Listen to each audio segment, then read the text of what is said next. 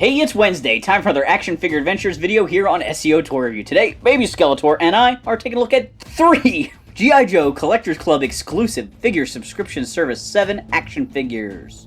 We've got the Tiger Force Ninja Jinx, the Force Recon Operator Hollow Point, and the Arctic Ranger Stalker. Pause it here to read Jinx's bio. Quick, hit pause, I know you want to read all about Hollow Point. And now Stalker, the main event. Hit that pause button to read it. Here we have the 3 G.I. Joe figures out of the package. It's time to take a look at each one of them up close and personally. We're going to start with Jinx. Here's a closer look at Jinx. She is inspired by a late 2000s action figure that came in a Toys R Us pack of various O-ring G.I. Joes colored up as Tiger Force characters. Jinx was in a green and yellow paint scheme that always made me think of Battle Cat from He-Man.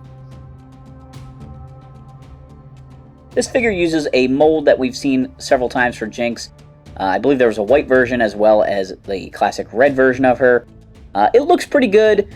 I'm never really a huge fan of this belly with the belly button showing when she's definitely wearing clothes. I think that's a little bit odd. I also don't really like the exposed neck on this figure, mostly because you have a feature where you can take off her head and put on a hooded head. Boy, that's tight. And I just think that looks odd. I just would like better if it was, sort of tucked in there. It would look more like the vintage figure anyway. It's not the end of the world, but it also, I think her head looks kind of tiny once it's wrapped. Jinx comes in, like I said, the green and yellow gi. She has a black collar piece here, as well as her little dragon logo printed on there. She's got a few brown details on her waist and her arms and her feet. They look pretty good. The tiger stripes look decent on this figure. She comes with several accessories, including the 2 heads, a backpack that can hold swords, which is very nice for Jinx, as well as her staff weapon. I forget what the proper term for this thing is, but all the classic things that make Jinx Jinx, plus a Tiger Force Jinx figure stand. So Jinx has a ball joint at the head. She has nice G.I. Joe shoulders. She has elbow joints that bend and rotate. They don't bend real far, actually. And then she has wrists that swivel. Her hands are designed to hold a variety of weapons. This one almost looks like it could hold a bow and arrow. But they work fine for her weapon. There's like little thick areas on the staff that she can grip pretty well, as well as holding on to her swords. She's got a pivot point here at the upper waist. She's got great hip joints, double jointed knees, and really nice articulation at the ankle. Next up, we're taking a look at Hollow Point. Hollow Point is definitely a lesser-known G.I. Joe. He was released during the Built-to-Rule era, which was a Lego brick-like toy line from Hasbro before they came out with Creo. And the thing that I found interesting about Built-to-Rule was that it came with 4-inch action figures that were G.I. Joe figures, but they had some brick connector points on their wrists and ankles. Most of the Built-to-Rule figures were pretty junky, but there was a pretty cool version of Blowtorch that I kind of liked. The Built-to-Rule bricks never really stuck together that well, and I don't think any of the new characters were that memorable, or even really the character designs, but for some reason the club really wanted to give us Hollow Point. Hollow Point is a sniper, as well as a recon guy. This figure does a pretty nice job of capturing his likeness with the vest here and the hat. It would be really funny if he had the connection points. They gave him these wristbands to sort of represent those, and they kind of work. He has articulation at the head. His hat is non-removable. He has a vest there. He's got standard G.I. Joe shoulders. He's got elbow joints that bend. There we go. And pivot. He's got wrist joints. He's got articulation at the waist. He's got hip joints, double jointed knees, and a rotation at the ankle. He's got some nice details. He's got this device attached to his belt here. Over on the other side, he's got a knife that's sheathed in there. I kind of wish his accessories weren't all molded in green. I think they're a little goofy like that. And his vest came not pegged in, and I've pushed on it and pushed on it and pushed on it, and it doesn't really want to peg in. He also comes with this gun. It has a removable silencer. I don't know if the silencer is meant for this gun or his sniper rifle, but it works on this gun. He has a sniper rifle case.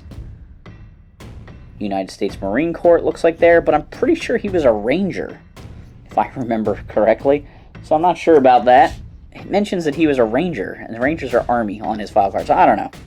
But this sniper case is really hard to open. I'm not a huge fan of this type of accessory. It's cool that it can open. Ugh, come on. But one, it's really hard to open. Ugh. And inside, see, this is the thing I don't like about it, is you're stressing this hinge all the time. Inside there is a sniper rifle here. It has a slide-out stock. There is a bipod for this gun that does not fit in the case. There is a sight that can peg in. And it's really neat that you can assemble this thing, and then the silencer does fit on this. It's really neat that you can do all that, but what I find is that this is not very playable. These pieces fall off a lot and stuff, which I just find a little bit annoying. I mean, the level of detail is great, and this isn't a new accessory. We got this before, and it was really impressive the first time I saw it. But it being all molded in green is just kind of weird. It's appropriate accessories for the character, so I can't really complain though that the club gave us this stuff. It's a good choice, but the green coloring is a little bit weird. So anyway, that can go on his back like that. I put the silencer on the gun just so that way he can carry everything, and the bipod can't go anywhere. So I don't know. He's okay. He's not a bad figure. Like there have been figures from the club that have sucked, and this figure is not a figure I wanted, but he's not a bad figure. So I'm really not going to complain. He also comes with a stand here that says Hallow Point. That's right, I said Hallow Point. The last figure I have to talk about is the Arctic Ranger version of Stalker. This figure is a modernization of a classic vintage figure, that second version of Stalker that so many kids remember from the early 90s. He wore this costume in the comic book for a little while, even a brief appearance in the cartoon, and it was just a really famous figure. Everybody remembers Stalker with the kayak. So Stalker is wearing a white snow coat. It looks really good. I love the gloves they gave him. Like, everything about this just looks like a great update to that sculpt. I feel like he looks more Arctic than the original figure. Another really interesting detail is that his cap is removable. Like, that's a pretty crazy detail. His eyes are a little wonky to me, but I guess I can deal. He's got his green and brown camo pants. He's got some interesting looking boots there. I do have kind of a problem with his leg though. Like, this leg doesn't really straighten out all the way, and then this boot is sort of always at an angle, so he doesn't stand real well. Like, he's kind of leaning forward a little bit. This one foot just looks a little odd. It makes it hard to get him to stand. He does come with a figure stand that helps address that to some degree, but it's still a little bit of a shame. He's got a ball joint at the head. His collar does kind of get in the way of moving his head around. He's got those standard G.I. Joe shoulders, and when I move that up, you can see that his vest is not pegged in either, and I've been trying. He's got an elbow joint that's much easier to work than some of the other guys' elbow joints, and he's got a rotation at the wrist there. So he's got great upper body articulation. He's got a waist crunch here in the center of his chest. Great G.I. Joe hips. He's got double jointed knees. I did mention that the one knee is a little funky, but it might just be my figure. And then down at the bottom, he's got ankle joints, and the one rocks like crazy, and the other one's just a little weird. I see, that one tilts, and this one does not want to. I can't explain it. I just don't understand.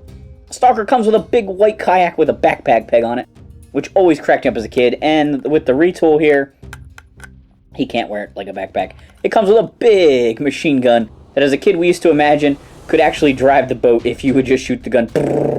The recoil would move the boat. It looks great. They did add the modern G.I. Joe logo here. Still got the old air tanks and everything. He comes with a canoe paddle. He comes with this arm piece that attaches to the bottom of the kayak. He comes with his backpack, which can no longer be used as a backpack, again, because of the retool. That was supposed to attach to this to make it sort of like a catamaran or something like that. But I always thought it was odd to use this as a float, considering it has like a radio or a phone on it. But this, I guess, stabilizes him in that Arctic water. As a kid, I didn't have this arm. I got my Stalker secondhand, so I never had that. So I just used the boat and had Stalker wear the backpack. But he can't wear it anymore, which is a shame. He also comes with a new version of his white gun. He also comes with a new version of his white knife, which is great. And a figure stand that says Sergeant Stalker. The real test of this figure, since he can't wear it on his back, is can he sit in his boat? And the answer is... Me. Oh yeah. Oh yeah. Oh yeah. Stalker. Get in that boat. Here's your paddle, buddy. Put it in your hand. There you go. You are ready to kick some Cobra butt. Put your hand on that machine gun. And the other hand on that paddle. And get going. He seems a little bit bulky on there. But it's awesome. Gotta love Stalker in the kayak. So overall, my opinion is that Jinx is a fun homage to a repaint. I'm not real wild about this particular modernization sculpt, but that's what they have to work with. Hollow Point is a figure nobody asked for, nobody really wanted, but hey, we got him and he's not a bad figure. And Stalker, I think, is a pretty fun modernization of a really great classic action figure. So all in all, not a bad bunch. If I was only ordering one, it'd definitely be Stalker. Not a bad way to finish off Figure Subscription 7. Once again, thanks for watching this Action Figure Adventures video. Do baby Skeletor a favor, hit that like and subscribe button.